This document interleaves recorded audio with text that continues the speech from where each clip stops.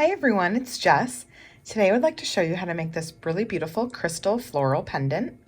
And this is our promotion for April. It's a gift with purchase and the crystal's from Swarovski. So you could check out vintaj.com for details on how you can get one of these kits.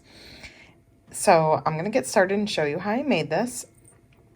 It is with a Swarovski 20mm orchid pendant. And this is the crystal color. It's really beautiful. It has a large hole in the center and then 3 petals. So a lot of ways you could secure different findings to it and do some wire wrapping.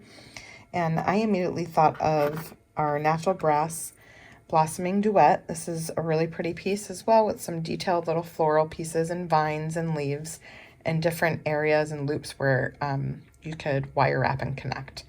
So I simply used our 3-inch head pin, and a lot of you know that this is one of my most favorite findings to use. I like to clip the loop off, so I just used my flush cutter to remove that flat end of the head pin. So now I just have a piece of wire. And what I'm gonna do here is use the hole here, that loop, to secure it through the opening of the crystal. And then you're gonna see how we're going to secure it through that loop on this flower as well through the back side. So go ahead and string your loop through the center and then bend the wire up. So I'm starting with actually the pointed, one of the petals facing down and the flowers facing up. That's the easiest way to do it. And then bend your wire and string it through an opening in the flower there, and then simply use your hands to form that around the back side.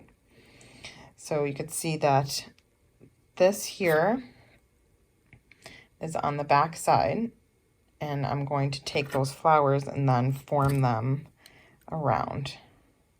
So I'm gently crimping the 2 sides there, those 2 loops where the wire came through towards the crystal, just to kind of secure it. So just be really careful. And then use chain nose pliers to form that a little bit. We're going to do more of that once we wire wrap. Just kind of want to get them out of the way for when I do that. And I'm going to bring this and bend that forward a little bit as well. So this part is where you need to hold all your elements together and bring the wire really snug up against the crystal and the flower there. So I am going to start coiling some of this wire here using my hands and the chain nose pliers. Get it nice and tight. Just be careful with the crystal here, it kind of slips.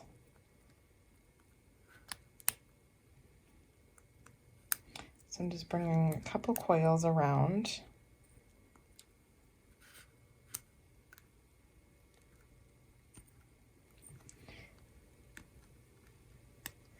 Okay, so I was able to tuck that wire in underneath. And now I'm going to use my round nose to form a wrapped loop. I'm just using my hands here now to bring extra wire around. Clip off with my flush cutter on the back side. Okay, and tuck any wire in that might be sticking out from trimming the end and then straightening your loop. So now this side where that small little loop was, I'm just going to hold this secure and grab the flowers with my hands and form them. You could also use your chain nose pliers to grip and form that to cover that center hole where we just strung everything through. So that's kind of covering that now. And then on this side, we're going to do a similar thing where we're going to grip this and bend it forward and across the center of the crystal. And then this little end here, you could always clip that off with a flush cutter if you want, but I actually just formed it around the side of the crystal. It's just another area where it's kind of holding on to your crystal there. So you could see that's up against the edge there. And there you go.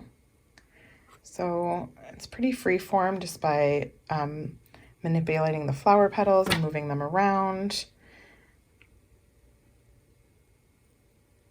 And then there's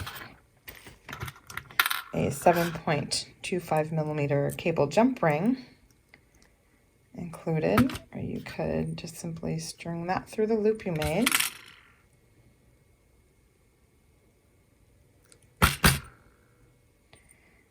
You could always turn your loop too, so there. Now you could string that onto a chain or a beaded piece. Leather, crystals, leather and metal, so pretty. But I hope you enjoy this project and you're able to get one of these kits.